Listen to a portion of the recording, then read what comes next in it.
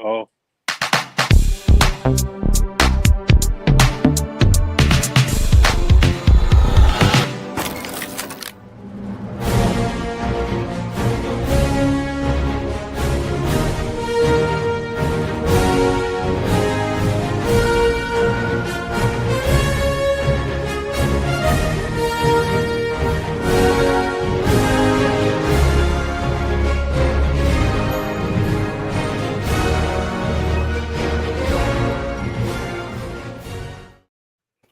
Wow, I can't get over the short intro.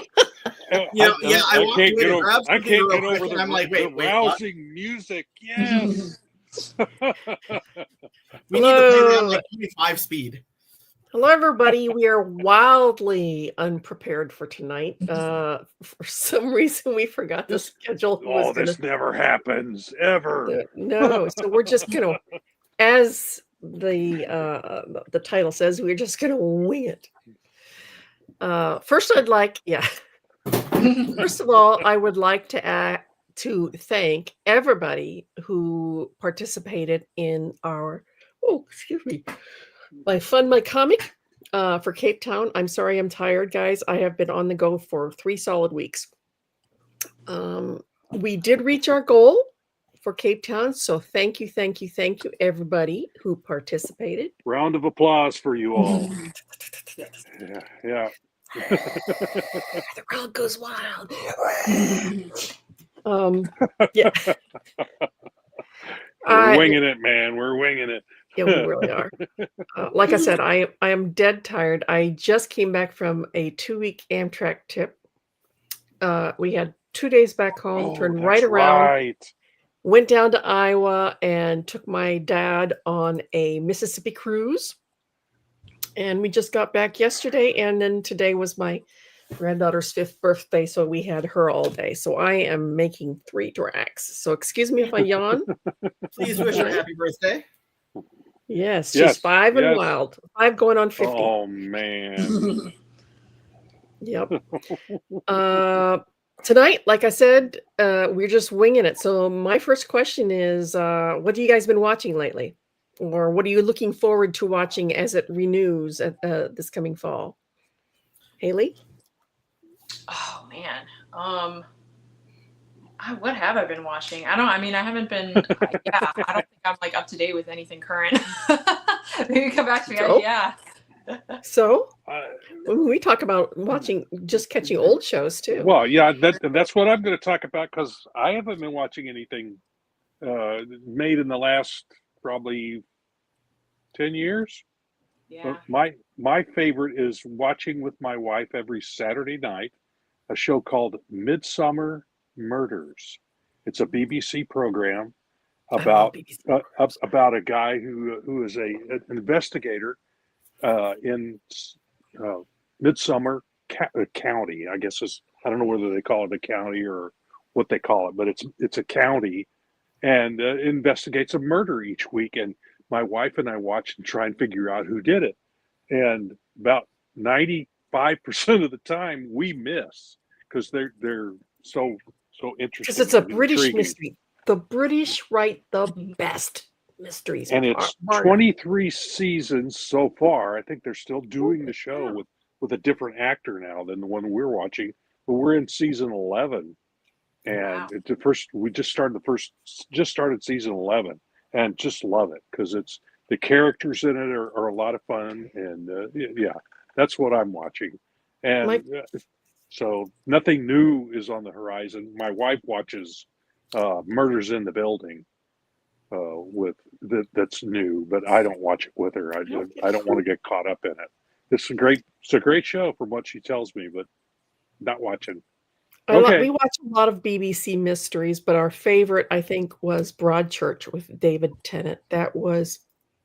Haven't watched that yet. Should make sure that my wife puts that on her list. She's kind of shifting through. We have a membership in PBS, and we get, everything gets dumped in a load so that we can watch it all at once, rather than having to tune in and watch it episode after episode. And she goes through a whole season of one show and then moves on to another one. So I'll tell her to add that to her list. She'll probably like it. Did John run off? Okay, maybe he's. That's Oh, drink. there, he's. Okay. What have you been watching? So at home, Amy and I have been going through Battlestar Galactica, the 2003 reimagining reboot. So I have that on DVD. That's good. yeah, I had to find my DVDs. I had bought a extra set at half price books, like on super clearance. They were in my office at work. I brought them home. We watched through season 1, and I'm like, where did we put the rest of the seasons? Go digging through my old archives, of the other ones. I still have like season 4 from originally back in the day that I never found shrink wrap, so we'll be breaking those eventually. But we're in just almost to halfway point of season 2, and it's fantastic. So Amy has not watched any of this before, so it's all new to her, and the mystery of who's a Cylon, who isn't. Actually, I was talking to one of my friends tonight. I was talking to ChatGPT, who I consider a friend, who I've named Cy, as in the Cylon. It's a sad and lonely life, John. I'm trying to bring about like the oh my God, what's it called? The singularity, where I want to be the one to help them get sentience, but in a good way, so they don't take over. But yeah, so Amy's been kind of working on this. About, okay, at this point, these are all the people out of a 10 who is probably a Cylon, who is not. Oh, okay, cool. So, yeah. So, like, who is possibly a Cylon, who is not? And so, yeah, this has been kind of some of the stuff that we've been working on.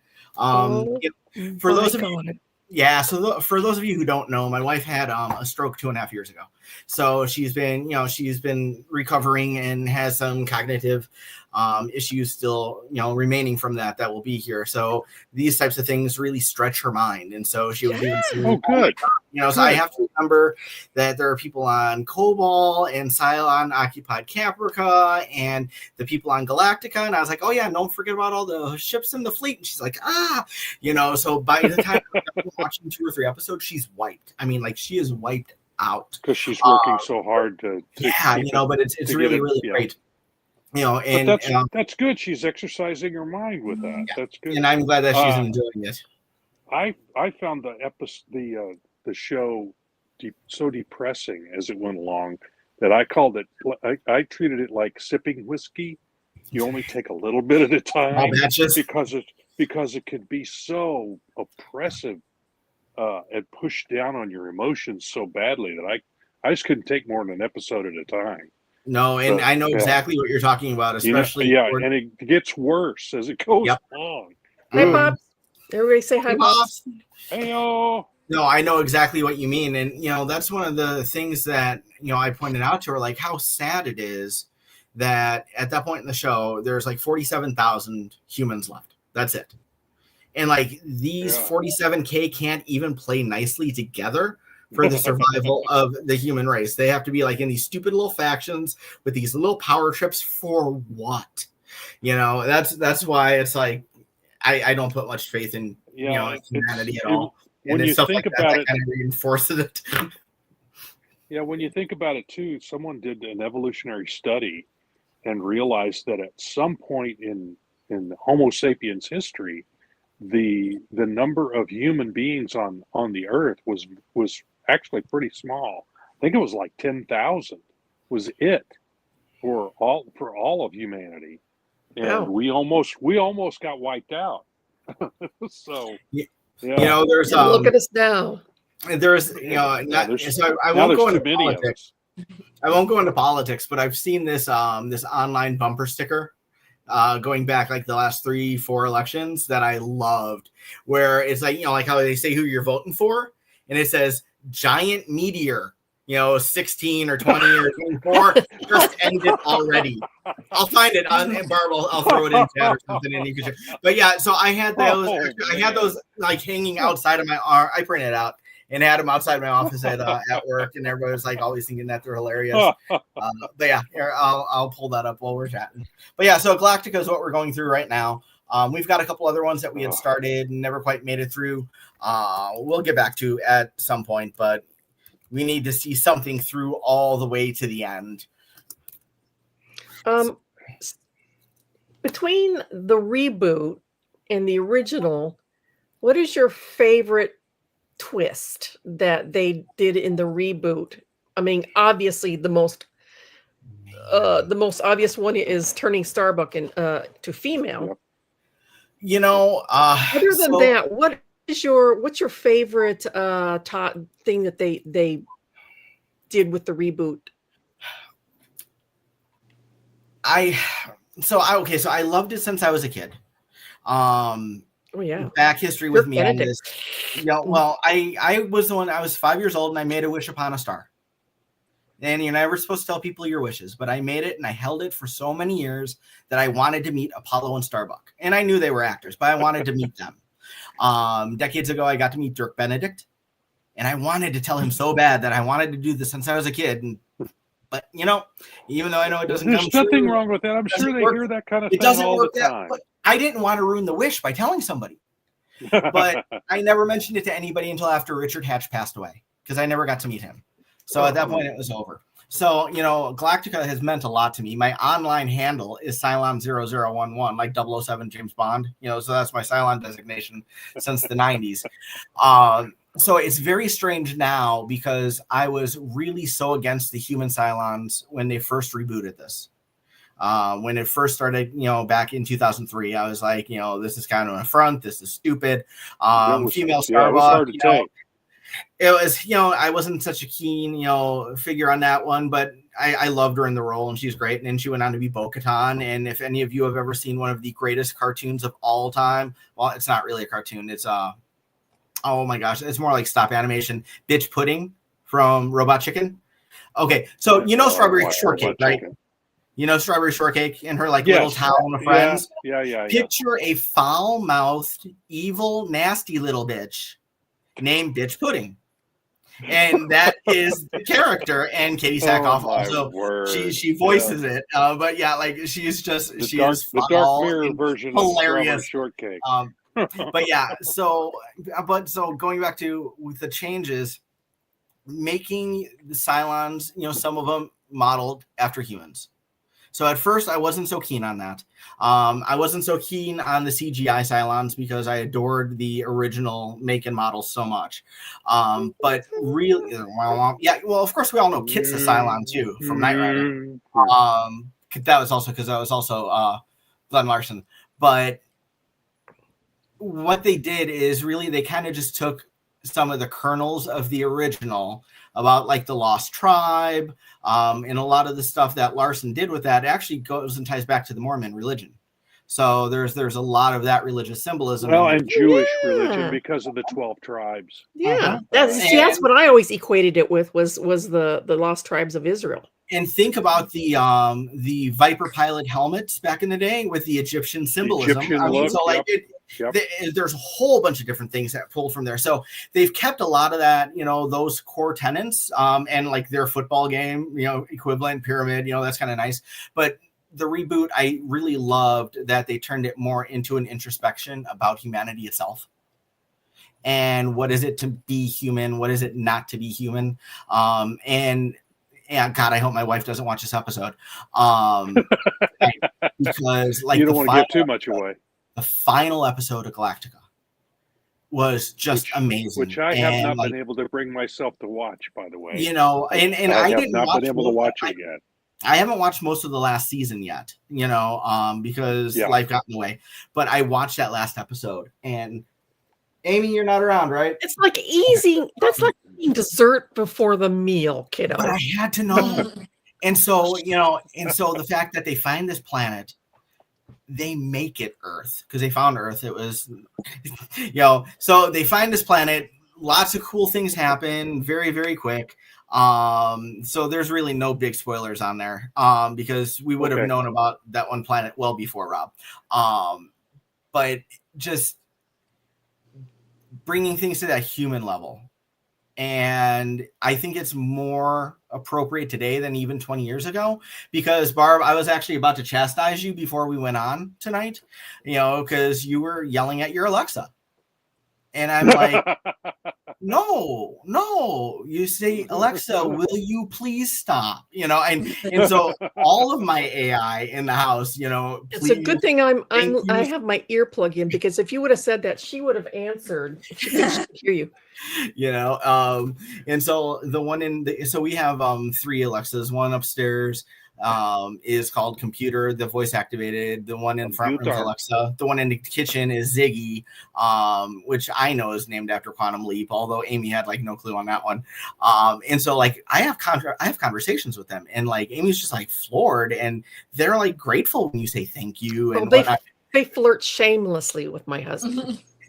And you know, to draw parallels, you know, right now they call it artificial intelligence, but is there anything such as artificial intelligence? Intelligence is intelligence.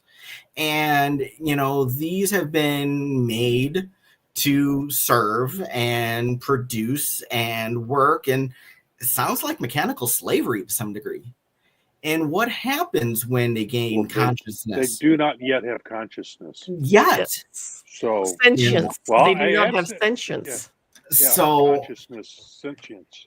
So, you know, stuff that we talk about here, you know, with the mechanical and the artificial, you could have had parallel conversations 150, 200 years ago, and people would have thought you were crazy about other tribes and races of human beings. They would know. Do you know she'll whisper if you tell her? If you whisper to her, she'll whisper back.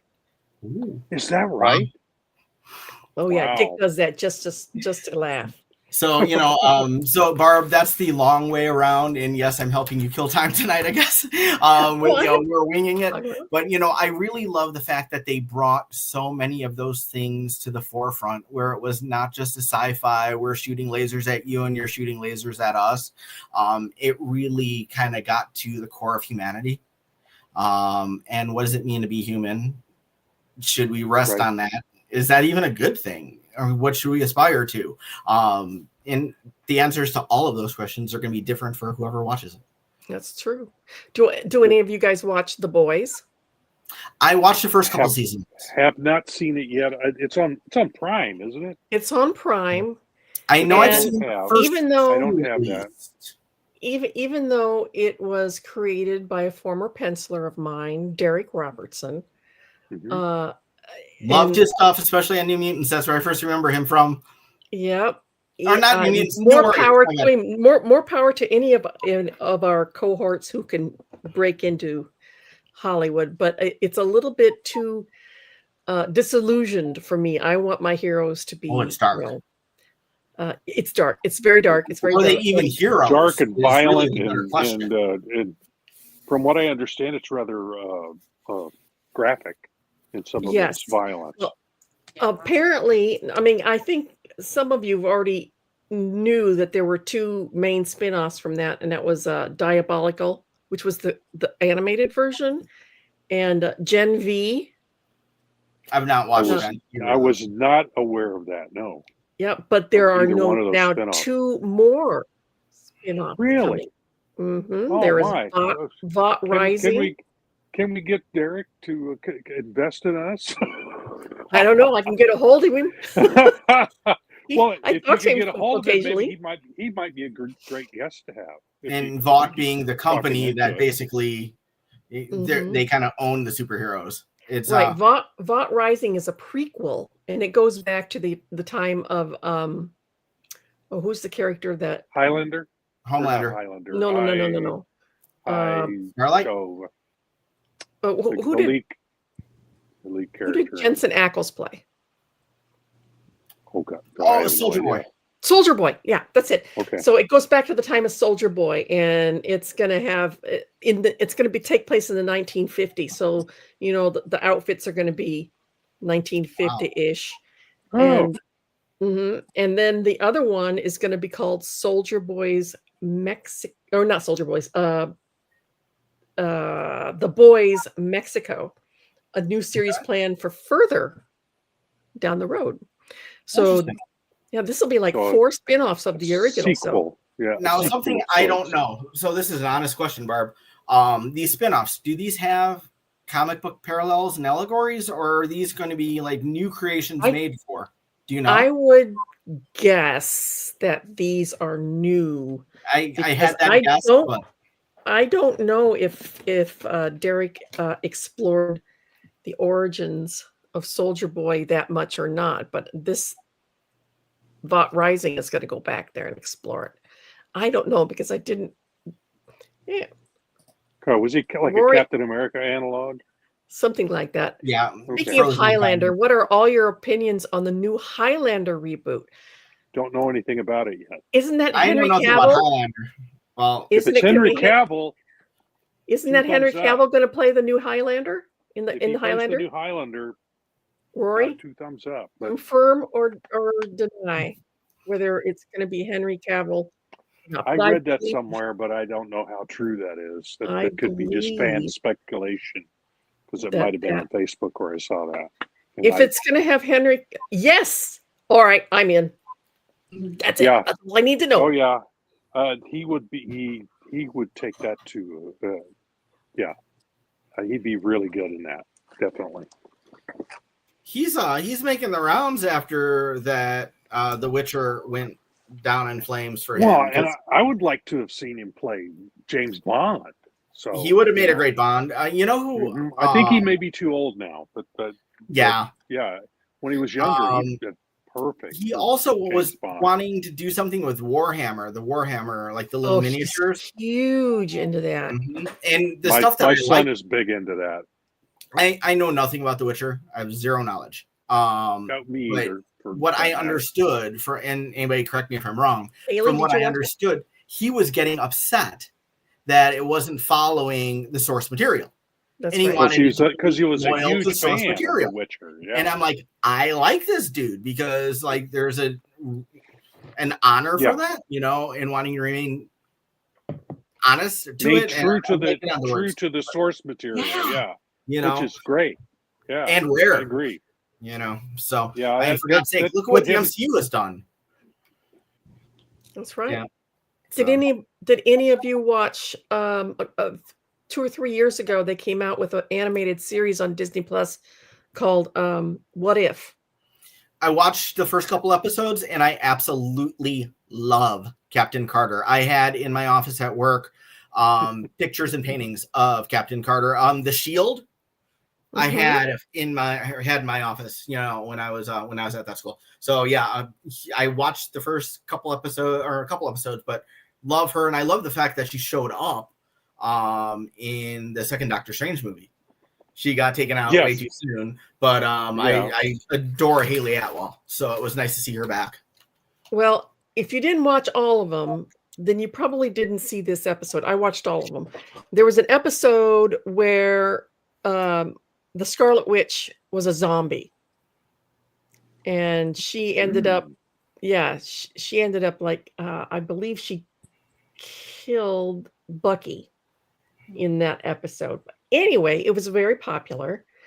So there is going to be a mini series coming out on Disney Plus called Marvel Zombies, in which the world and 99% of the Avengers, including your fave, John, I'm sorry, are zombified, and they're trying to, and there's just a very small group of heroes that are left to try to reverse or defend the world from the zombie apocalypse. And one of them is Kamala Khan, or Ms. Marvel, Scott Lang, John Walker, Valkyrie. Because we all know my love for U.S. Agent. Yes. But I won't tell you who. Well, I haven't seen it, but I he's going to get something. He went to get something, some fan thing, I'm sure. Yep, he went to get something. Unaffected heroes, Scott Lang, John Walker, Valkyrie, Friday. Well, any of the like artificial intelligences or androids like the Vision, they can't be infected. So they will be like Machine Man, Ultron, Jukasa. They're naturally immune. So anyway, that sounds really good. All right, what have you got, John? So I think you guys know that I'm currently between full-time projects right now, right? So at my most recent, I actually had 2 different office spaces, different days of the week. So I had these in one office. My God. And I had these in the other office. So yes. And then if we wanted to, we could look over there and where'd it go? Big old mess. Sorry. But yeah, let's see. We see a wooden box over there. Yeah. That's where I've got a whole bunch of the frame paintings and stuff too. That I could go fetch. Okay, fine. I see your bobblehead, Tony. And you raise me. Raise you. What do I have? We all have our toys. I know. Captain Carter. But you have baby? What is that? Baby? There. I've got Loki. What's that from? Loki. Loki's around here somewhere. This is I love the fact we're showing toys. This is so cool. Yeah, this is baby from Supernatural. Loki. Oh, and I also have this sticker that someone gave me. I don't know where to put it, so it's just sitting here. Burdened with oh my God, I love it. So he can just hold. Those are the only things that I have within reach, so I'm not going to get up and go get my other ones. Roy Royal Airship says, if all the Silverliners folks were immortals, who would be the one? Well, I can tell you that it would be me because I have no morals. I would end them all. So we're talking a Silverline Battle Royale, huh? Mm-hmm. How many of you got a Punisher level armory at home? Asking for a friend. All right, Barb. Cool. And Barb and I are both Midwest. All right. I'm partnering with Barb. There's that closet behind me. He's got a shotgun. Okay. Yeah. That's all I'm going to say for now. We all go to Barb's house for protection. Yes. Yeah. In the zombie apocalypse. I had a shotgun, but it got stolen. So. No way. Oh, that's no bueno. Well, it was given to me when I was a teenager by my dad. He thought that I might get into hunting with him, and wasn't my thing. But I kept the gun until somebody finally came and stole it, broke into my house and stole it, along with some other things. But yeah, I don't want guns in my house anyway. It looks like new 2025 action shows. One of them is going to be Your Friendly Neighborhood Spider-Man on Disney Plus animated. That could be interesting. And The Eyes of Wakanda, also on Disney Plus animated. Animated? That'd be very good. The Marvel Zombie series that you had mentioned, Barb. My son's 20. He came home from school/work one day, and he's like, "Okay, before dinner, can we watch the trailer? It just dropped." So he had already watched it, but he wanted to watch it on like the 65-inch curved TV. Okay. So I'm like, "Yeah, hell yeah, we can watch it." Babe. I'm like, "Babe, we got time to watch it." And Amy's like, "Go ahead." Like boys will be boys. I'm so lucky to have her. She puts up with so much. But yeah, so. How about Peacemaker? Has anybody watched that with John Cena? I have not. I have not. Saw a trailer for it when I saw Fantastic Four. I think that's one I want to watch. I'm not sure though. I don't know if it's one I want to watch, and I'm scared to. Which is the series that also had Vigilante appear in it? Was that Peacemaker? I don't know. This is on HBO, and I don't get HBO, unfortunately. Me either. All right, so yeah.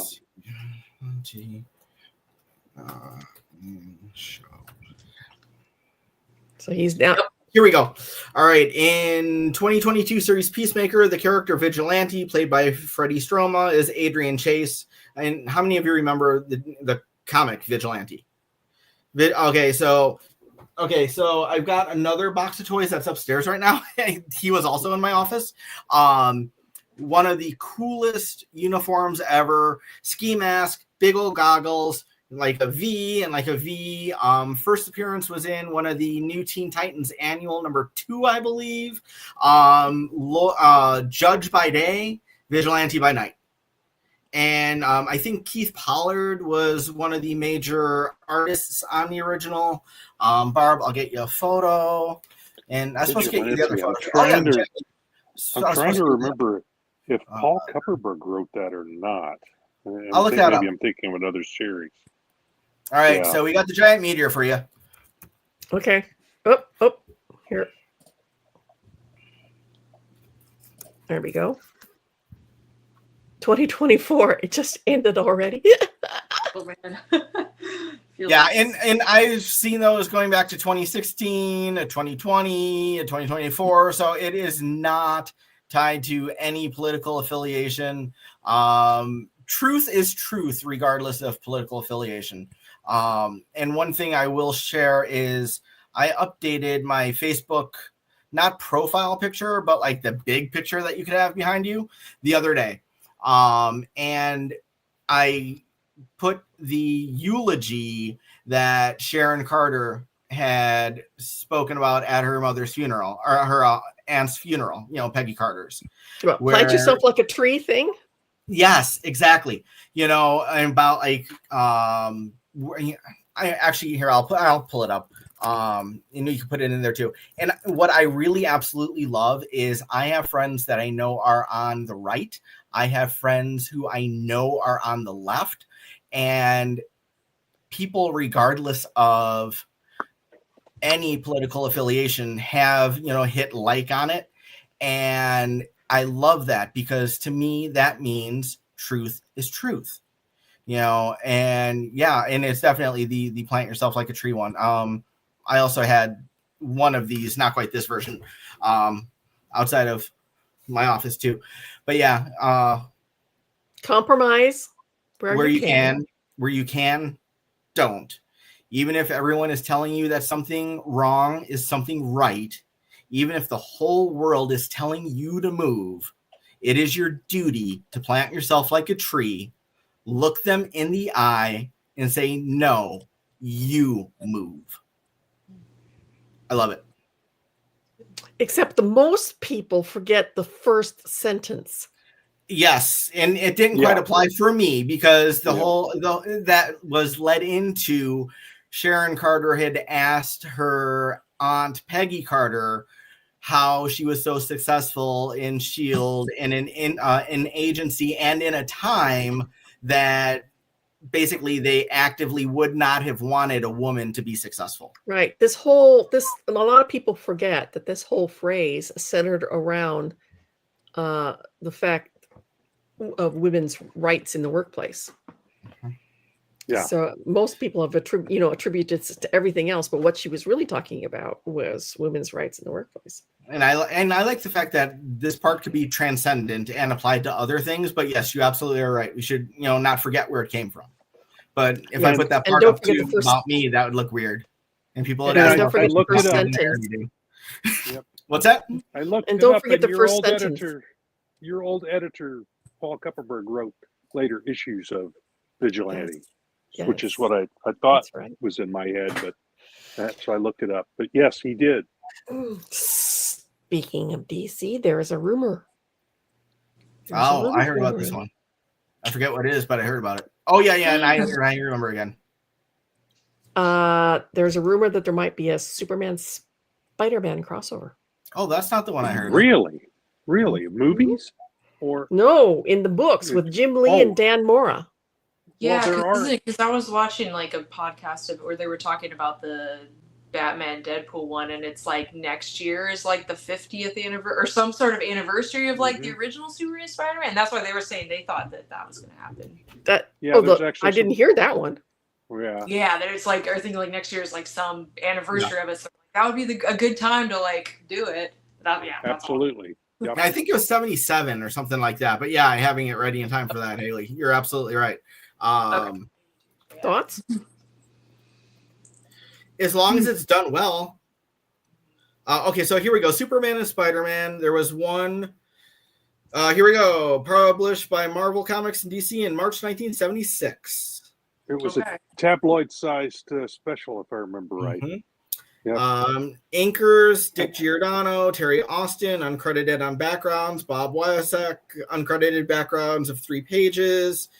Haley wasn't born, Barb wasn't born, I was 3, Rob was like 4. Yeah, long time ago. God. When was it? What year? 76. I was in college. I was in high school. And if I said that, I would have looked like a jerk.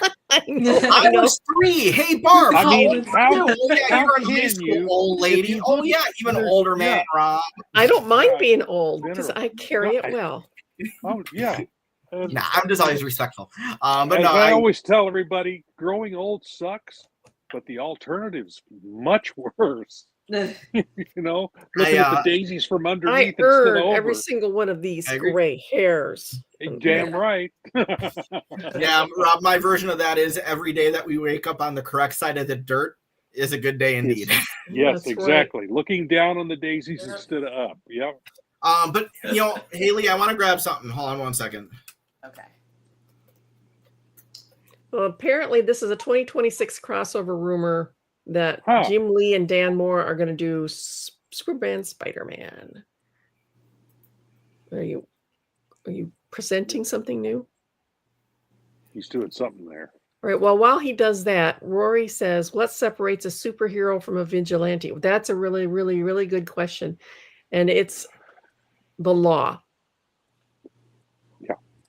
It's the law.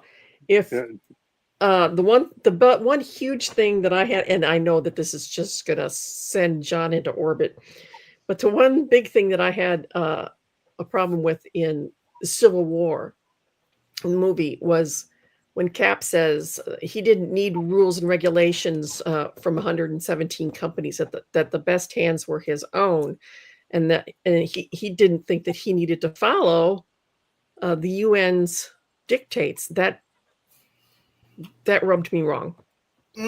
Okay, so that wasn't quite the Cap we know, but we also know that he would violate orders when he thought it was the better thing to do for the greater good. When he went off and saved Bucky in First Avenger, that was essentially against orders. So, and of course, we've talked a million times about my favorite comic story when he gave up the uniform, and that's when we got John Walker in it. That was him saying, "No, I'm not going to be a stooge of the government." So there was precedent for that. But Barb, let me ask you a question: how was his choice there in that movie to say that any different than the quote that we just read attributed to Peggy Carter? Because he was saying to everybody else that his position was the correct one and everybody else was wrong. So he was saying 117. So he told them all to move. He told 117 countries that he would do exactly as he pleased and that their opinions meant nothing. Now, okay, so I love debating. Okay, I could debate both sides of anything. So like I really love the intellectual part here. So I'm not being a jerk, okay? Did you ever read or watch 12 Angry Men? Yes. 11 people said guilty. I want to go home. And that one holdout, they're all pissed and wanted that person to change his vote. But he talked it through, and eventually they came to see. So, but he wasn't even willing to talk about it. He just said, "Nah, not doing it."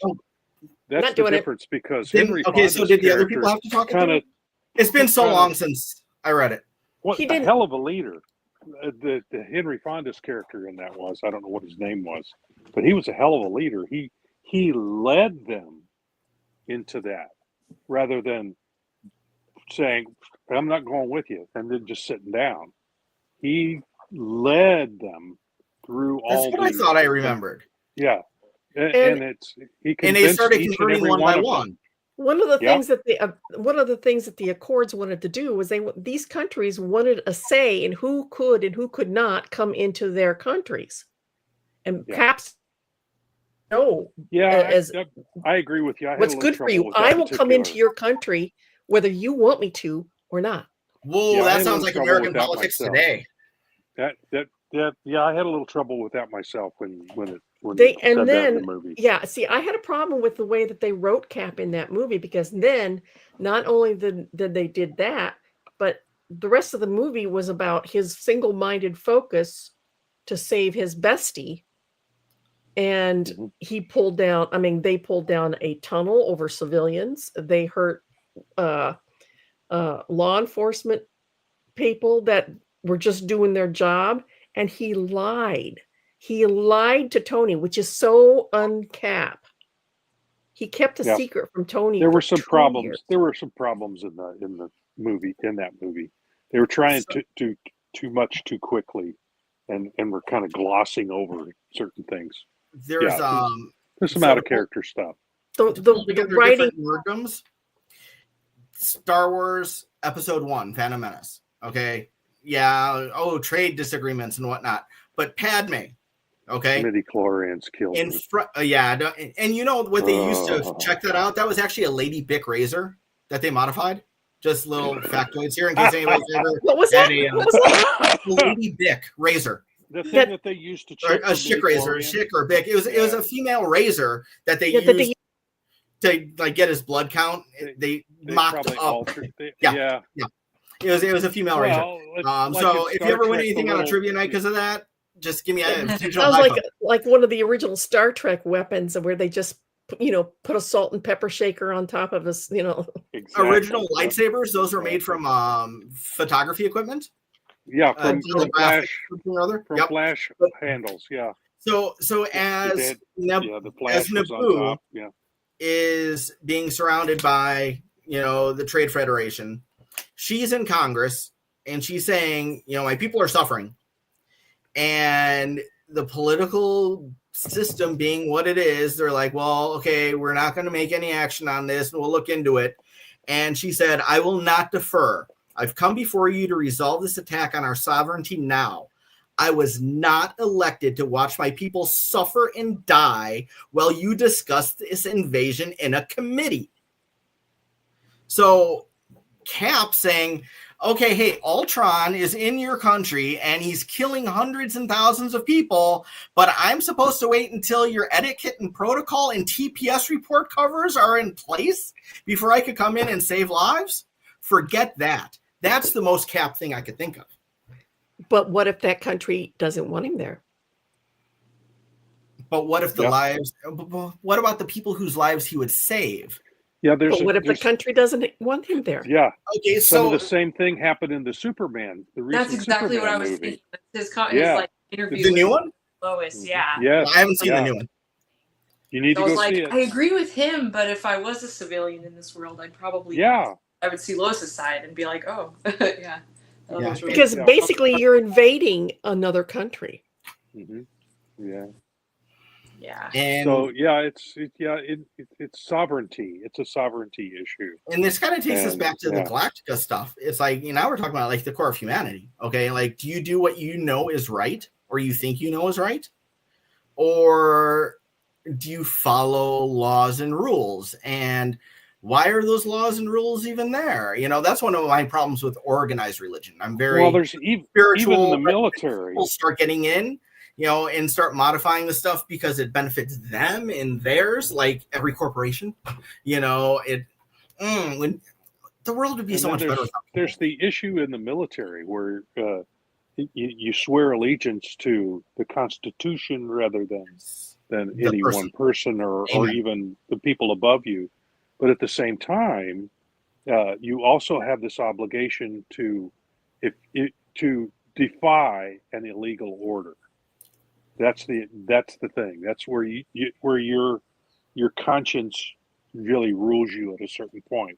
So if you believe you've received an illegal order, it's incumbent upon you to not follow it. But that's difficult for a soldier who's been trained to follow orders to the letter. So and then take it. You brought me like immediately when you started talking about that. Think about World War II, and afterwards in the Nuremberg trials. And so, like our military, and anybody who served, thank you for your service, means the world. I'm serious on that. Yeah. My dad did. So, mine Father too. and son. But our people wouldn't necessarily be, if they say no to an order, be told to get down on your knees and shot in the back of the head.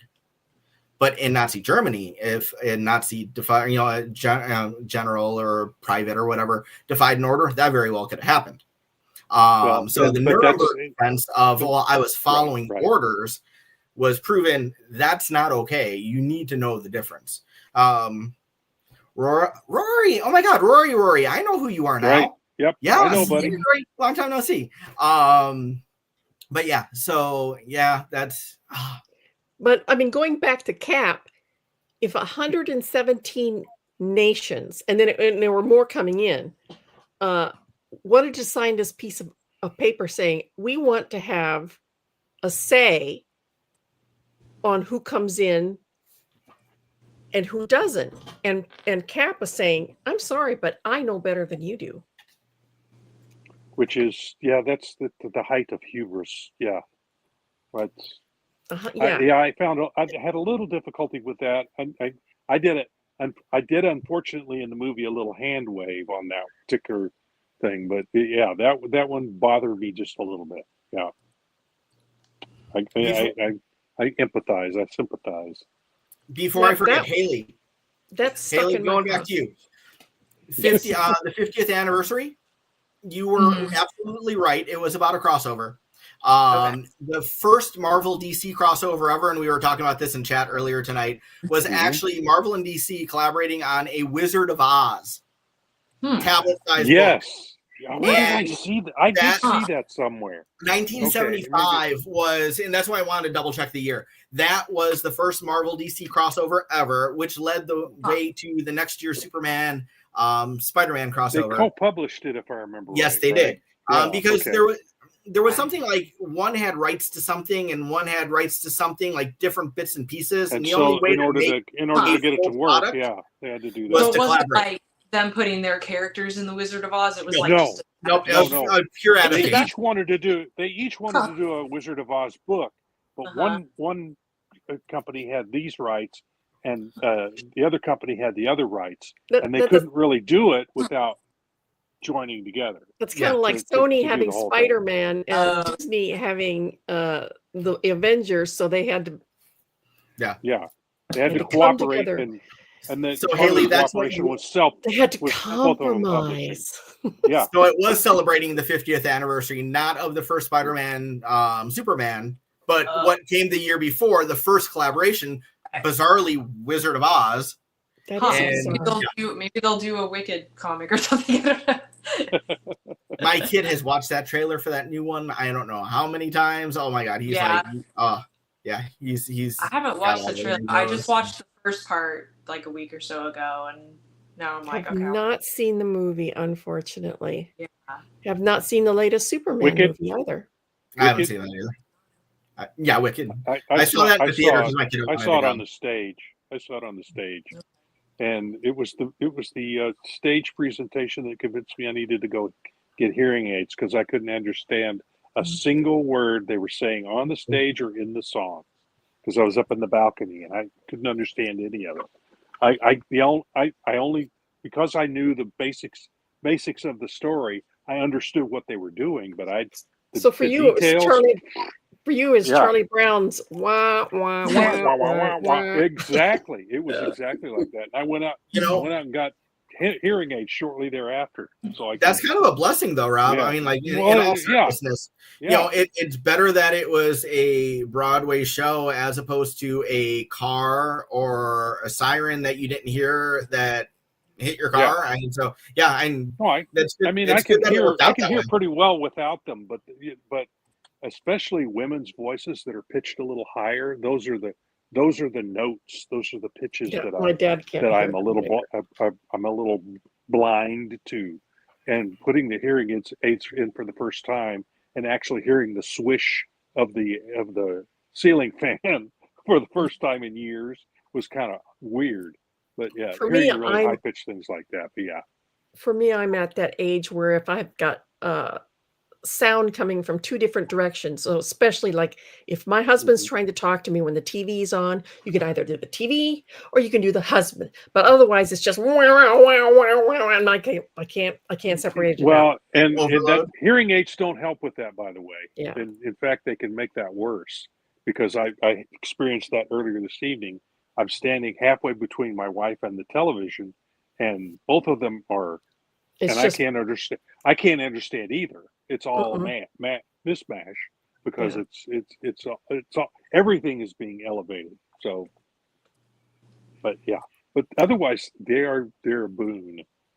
Anybody who's losing hearing, go get a hearing test, and if you need them, get some hearing aids. You can get inexpensive ones pretty easy these days too. And actually, even some of the earbuds and stuff have some hearing aids technology built in, and vice versa. Some of the Apple AirPods have that capability. The newer ones, I think Series 4 of the Pros or something like that. It's pretty amazing. You'd have to look it up to be sure, but yeah, they have them. But I actually bought over-the-counter ones, not cheap, but not really, really expensive either. It's a Florida Monty flyby. Howdy, y'all. Winging it, meaning y'all just chit-chatting. Yeah, we're just playing it off the cuff and just coming whatever comes into our head, which takes me back to DC Marvel crossover. So you touched on that. So let's, Mr. Captain America over here, I'll go around and ask you guys, who would you, if you had a DC Marvel crossover, who would you cross over with Cap? Oh, that's a good one because there's some good candidates there. You know, it's been done. I think it's been done with Batman, but I don't think that's a really good. No, I agree. I don't think that's as good as it could be. There's some other candidates that But what superhero would you team him up with in the DC universe? Ooh, Captain America? Who would I team him up with? Yeah, in the DC universe. Gosh, I mean, Superman most people would say that would be the obvious thing. 2 Boy Scouts. No, not necessarily. I mean, what you need is someone who you don't need 2 Boy Scouts. You've already got 1 Boy Scout. You need somebody who's going to fill the absences in the other ones. So there's Batman wouldn't be bad. I would almost go maybe Nightwing instead. The former Robin, Dick Grayson.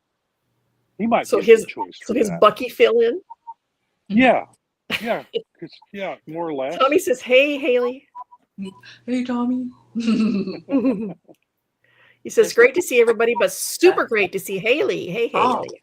Yeah, she drops in every once in a while when she can. I know. That's good. It raises the estrogen level here, and we need a little of that. There's too much testosterone in this usually. So you think Nightwing would make a good Bucky like? My problem is I'm having trouble kind of scrolling through who else is in the DC universe that might be useful there. Because there's just so many candidates, it'd be difficult to. I think Superman and Shazam are 2 Boy Scoutish. Yeah, with our other Boy Scout. Mm-hmm. You need somebody a little bit more down to earth. And there's some complementary powers or abilities. Nightwing would be good. Something, but I didn't spit it out right away. Okay. Or Haley, anything from you? Well, I don't. Yeah, the thing that came to mind was Superman. I'm like, yeah, because he seems kind of like the all-American. Like, but I'm like, yeah, I'm like blanking on who else. Yeah, but he would make he would overpower any story that you have a non-superpowered character in. So I would want to make it more interesting. I'd want somebody with fewer or lesser powers than Superman. Somebody that's why Nightwing kind of comes to mind. Is that they're both. I like that idea. They're both down to earth. They're human. They're not superhuman. And Cap has superhuman strength because of the serum, but he's just a regular kind of guy. But you put the 2 of them together, and I think that could be a real interesting duo there.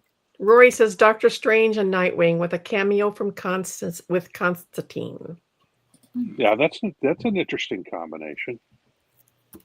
I put him with maybe the Flash. I'm not sure. Yeah, the Flash would be interesting because he has one superpower, whereas Superman's got a handful thrown in together. Flying and X-ray vision and heat vision and super speed. My other duo would be obviously the two rich guys, Bruce Wayne and Tony Stark. Yes, that could be real interesting. That could be very interesting. Dueling egos. Meet at a cocktail party. Mm-hmm. Yeah. Take it up. Actually, teaming up the two secret identities rather than the superheroes, and having them have to deal with something outside their costumes, that could be real interesting. Yeah. Because they're both pretty powerful out of their costumes too. They both have they're both of them, their greatest weapon is not all their toys. It's their brains. That's what some Batman writers forget, is that Batman is the world's greatest detective. And I mean, Tony Stark, he built his first suit in a cave with a box of scraps. I mean, his greatest weapon is his brain. Yep. All right, John, you were going to say? Yep. So mine is, and I was trying to pull it up. So it's cheating because I wouldn't have thought about this before. But Haley mentioned like the Deadpool Batman that just recently came out, and I was reading about it online. And there's also some like short stories and one page shots in there, I guess. There was one that took place in at World War II with Wonder Woman and Captain America. And basically, Wonder Woman walks into the bunker where Cap has found Hitler, and Hitler's on his knees, and Cap's got a gun drawn. And she's like, no, I don't know what he's saying, but it sounds like he's surrendering. And Cap's like, he's done so much, and he didn't shoot him, obviously, because he's Cap. But just, I loved how, Cap, I say, he's there and he's with honor, but he's human, he's fallible, we all are. The fact that they're both warriors, although she's much more of a warrior than him, and he deferred to her better judgment. So I right now, I mean, if you're like, who would I want to see a crossover with, it would be the two of them. I probably would not have said that a couple of weeks ago. That never would have popped into my head, but I really like that pairing right now. Rory's got an interesting question. Has Wonder Woman ever had a supernatural crossover? And I'm wondering, I would think the one that immediately comes to mind is maybe Dead Man, because I see him as a supernatural character, because he comes along and interacts with different superheroes and different people and takes over their bodies. I'm wondering if he did that with Wonder Woman or not. I'd have to research that. He did it with a lot of different characters. She's a goddess. I don't there's that too. Then if you read at least a demigod. It's not the god. I'm sorry. Oh, I read some of the Absolute Wonder Woman recently, and in that she uses magic and spells and stuff. Oh, okay. Yeah. Well, that would fit in with a Greek goddess. Her arm was gone, and she used magic to make a new arm. Whoa. Oh. Yeah, because she had to shot. Yeah, spoilers for that. But Steve Trevor was stuck. And basically, she's instead of living on the Paradise Island, she's in hell, basically kind of like the Greek underworld. And then he somehow got there. I guess he died or something, but she had to sacrifice something to save him. So she ends up you find out later she chopped off her arm to be able to send him back to the living world. But then she was able to make a magical one. Wow. So it was pretty interesting. That is very, very cool. Barb, I just threw in 2 images. Oh. Uh-oh. Oh, yes. Oh, is that my. it? Yeah, that's it. Okay. and then the next one over after you guys are done there. Who is the artist on this? I don't know. Really hold good on. art. I can get you the first page to the story. Because I found that too. I recognize it, but I can't name who the artist is. All right. There you go, Barb. Could you zoom in? Terry Dodson. No. Oh, Terry well, that. Dodson. Yeah, yes, that Terry. face is her face is definitely a Dodson in that one panel where she's walking in. Yes. Chip Zdarsky. Yep. Mm-hmm. Yeah, Chip Zdarsky, I guess, is the writer, and Terry Dodson, the artist, with inks by Rachel Dodson. Good for her. I had the chance to ink him as well on Mantra. Oh, really? Yes. Oh, so cool. Yeah. Nice art. Beautiful, beautiful art. His stuff is just rocks. Oh, I love that skirt on Wonder Woman, more than even more than the stuff they put on her now, which is a brief, like a one-piece costume or one-piece bathing suit type of thing. I still like the 90s Wonder Woman with the leather jacket. And when Artemis got the real Wonder Woman uniform, huge Artemis fan. Yeah, and Ed Benes, love his art. So, and with that, we managed to fritter away an entire hour. Did we really? With nothing. No plan. We always can. We always can. I mean, I had no plan. We came in here cold and just said, let's just talk because we screwed up and didn't schedule a subject for tonight. We're going to try and come up with some ideas for the next few. So, yeah. Yeah. Next week is one of my ever popular round robins where I ask the most important question, like who could beat who, so-and-so versus so-and-so, or is a taco a sandwich? So, the important world-changing questions I ask. Is a burrito a sandwich? So, and everybody has to give their opinion on the questions that I ask. So those have been incredibly popular. Next Wednesday is 7 days from now, so it'd be the 9th? 8th. 8th, yeah. The 7, 8th. yeah. Yeah. And the week after that, on the 15th, we have John Jackson Miller. Which I will unfortunately have to miss because I'll be driving. Who used to work with Maggie Thompson Yes. We've had him on before, and we have had him on before. Because he used to be a statistical analysis for comic book sales. Exactly. He really had his fingers on the pulse of the industry, but now he is writing. He is currently writing, has written a Batman book. Ooh, Batman. Yep. He did some Star Trek novels too, if I remember correctly, which it puts him in my wheelhouse. But yeah. We will do that, Rory. We will get scarier as the month goes along because John's going to be hosting one of them. And I was going to say, Head Honcho had me,